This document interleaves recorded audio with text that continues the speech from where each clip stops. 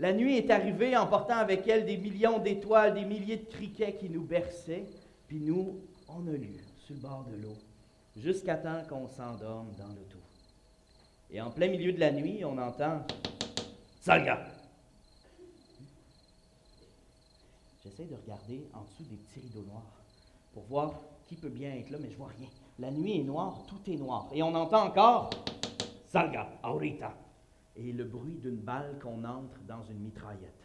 Clic, clic, clic. Notre premier réflexe, mettre la main sur les machettes qu'on vient juste d'acheter. Notre deuxième réflexe, enlever nos mains les machettes parce qu'on ne sait pas se battre avec des machettes.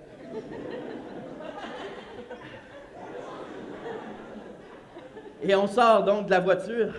Et tout ce que je voyais dans la nuit noire, c'était la lampe de poche d'un homme devant nous qui était à côté sur son épaule et qui éclairait le côté de sa joue avec une barbe de quelques jours et les balles qui entraient dans sa mitraillette.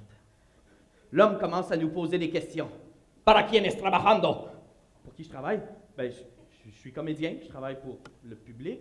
« Para quién es trabajando? Nómbralo! » Là, je me suis jamais senti aussi niaiseux de dire que je travaillais pour une compagnie de théâtre franco-ontarienne parce que, visiblement, il n'avait pas l'air de connaître les institutions des francophones au Québec. Et là, il continue avec ses questions. « Qu'est-ce que estás haciendo aquí? » Ben, qu'est-ce que je fais? Qu'est-ce que tu penses? On dormait, là, mais là, on est pas mal en train de répondre à des questions posées par une lampe de poche. Et là, j'ai un film dans ma tête. 24 images par seconde. L'image de mon corps flottant dans la rivière, une balle dans la tête. L'image de mon corps qui entre finalement au Honduras, mais les pieds devant. L'image de ma mère qui attend sur le bord du téléphone pendant des semaines parce qu'elle n'a aucune idée je me trouve où sur la planète présentement. Et là, il dit « Passaportes. » Nos passeports, oui. Oh oui, pas de problème. Je savais exactement où il était, sous le siège du conducteur. Je glisse ma main et c'est alors que ma main frôle la machette. Peut-être que c'est la seule chance de nous en sortir. Ouais, peut-être que je... Oublie ça, tu te coupes avec un couteau à beurre, prends les passeports. Je sors avec les passeports et j'ai encore un film dans ma tête. Bruce Willis, John Cena, qu'est-ce qu'il ferait à ma place? Ah, ben je pourrais peut-être pousser le bout de sa mitraillette de côté.